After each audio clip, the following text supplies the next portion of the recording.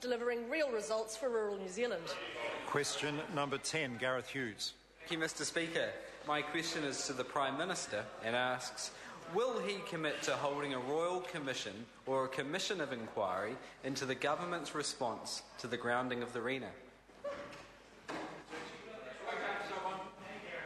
The Honourable Jerry Brownlee. Mr. Speaker. Sorry, I must have missed something there, but the Honourable Jerry Brownlee. Yeah, the question number 10 is set down to the Minister of Transport, not the Prime Minister. Well, it's obviously meant to be to the Minister of Transport. Sorry, I missed that. The Honourable Jerry Brownlee. Mr. Speaker, the current focus remains on the salvage and clean-up efforts. The Independent Transport Accident Investigation Commission is investigating the grounding and can be expected to make any recommendations required on matters to improve shipping safety. Meanwhile, Maritime New Zealand's regulatory investigation has already seen Rena crew facing charges before the courts. In due course, we'll consider the nature of any independent inquiry should it be required. Gareth Hughes. Supplementary to the Minister. Why now, 148 days after the Rena grounding, described by Environment Minister Nick Smith as New Zealand's worst environment disaster in decades, has the government not yet announced a Royal Commission of Inquiry or Commission inquiry, concerning the Pike River inquiry was announced 20 days after that incident? The Canterbury earthquake inquiry was announced 48 days after that crisis, and the average for all royal commissions and commissions of inquiries is 41 days. The Honourable Jerry Brownlee. Mr. Speaker, there's no competition here to see who can get the inquiry in the shortest period of time. We have 2 investigations going on at the moment. One of those has led to court action being taken. That's progressing at the present time. The Rena still is on the reef, and the clean-up operation continues, as will the salvage operation. Gareth Hughes. To the Minister, does the Minister stand by the Prime Minister's statement to Gary Taylor of the Environmental Defence Society that is his expectation to have some sort of independent inquiry into the aftermath of the Rena grounding? If so, in what time frame will we see an announcement of a Royal Commission or a Commission of Inquiry? The Honourable Jerry Brownlee. Mr. Speaker, the Prime Minister made the commitment to an independent inquiry, but at the moment there are inquiries being taken place by the Transport Accident Investigation Commission, by the Maritime New Zealand themselves, and of course there is a massive clean-up going on there as well. There is a natural sequence to these things that will unfold, and in time we'll make a decision about the nature of an inquiry that might be required to further find out what happened.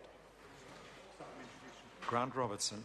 Can the Minister confirm the statement made by officials at the Select Committee this morning that undertaking work to draft legislation to ratify the Bunker Convention, which would significantly limit the liability for taxpayers in situations like the Rena grounding, was not a priority?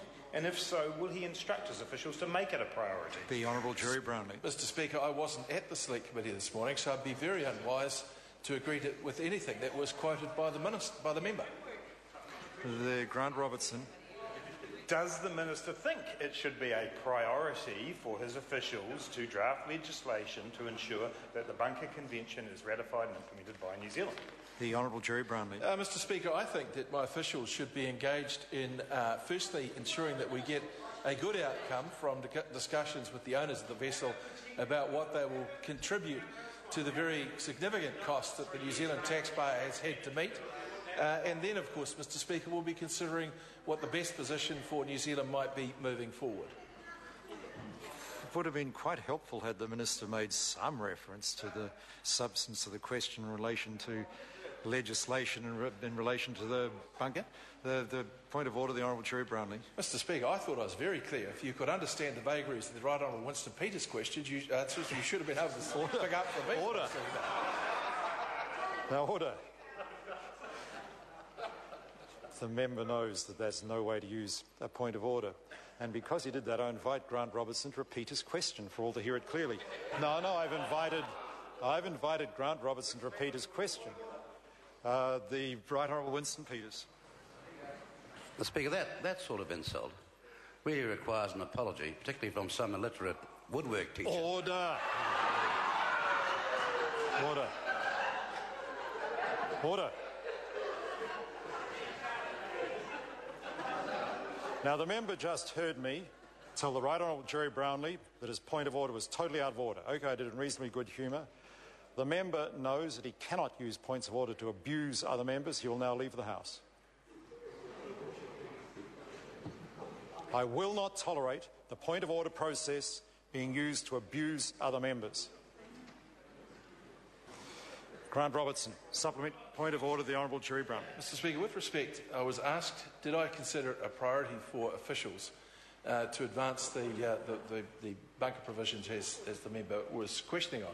I said I thought their priority should be first engaging with the owners to conclude negotiations over what they will pay for the costs that the taxpayers have been encumbered with, and then we would look to what would be the best options for New Zealand to protect itself in the future. I think that's a perfectly clear answer. With respect, I've invited the member to repeat his question. I'll hear his repeated question. Grant Robertson. Does the Minister think it is a priority for his officials to undertake the work to draft legislation to ratify the Bunker Convention, which would limit the liability of New Zealand taxpayers in situations like the Rena grounding? The Honourable Jerry Brownlee. Mr Speaker, I'll expand a little on what I just said to the previous question.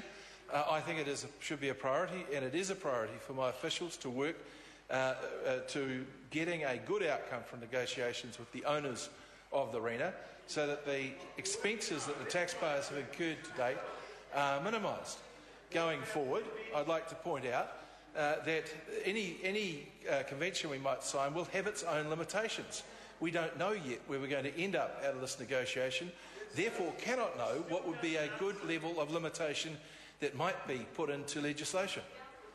Thank the Minister. Question number 11, Claire Curran. Thank you, Mr Speaker.